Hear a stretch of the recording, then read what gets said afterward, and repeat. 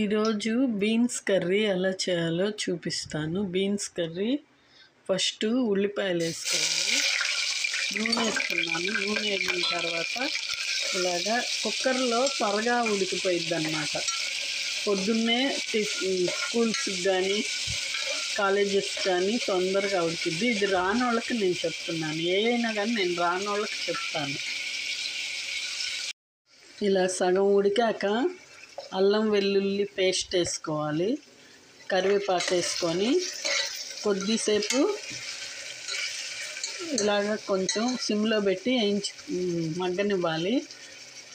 తర్వాత టమాటా వేసుకోవాలి. ఇప్పుడు పసుపు నేను కొంచెం వేసుకుంటాను. పసుపు ఒక 1/2 స్పూన్ వేసాను. కారం స్పూన్ వేసాను. తర్వాత మీకు నచ్చితే ధనియాల పౌడర్ వేసుకోండి. ఇప్పుడు టమాటాలు వేసేస్తున్నాను. టమాటాలు ఎక్కువ వేస్తే కూర బాగా అవుతుంది. టమాటాలు దీనికి బాగా గుజ్జుగా గ్రేవీగా అవుతుంది. వేసిన తర్వాత కొంచెం మగ్గాక బీన్స్ వేసేసుకుందాం. మీరు పొద్దున్నే బీన్స్ వేసేసాను.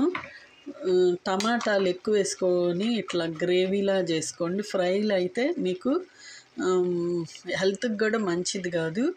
కూరలు అయితే పులుసు కూరలు అయితే కొంచెం తొందరగా మగ్గిపోతాయి. ప్లస్ కూర వల్ల మీకు హెల్త్కి మంచిది. మళ్ళీ బీన్స్ తినటం వల్ల చాలా లాభాలు ఉన్నాయి.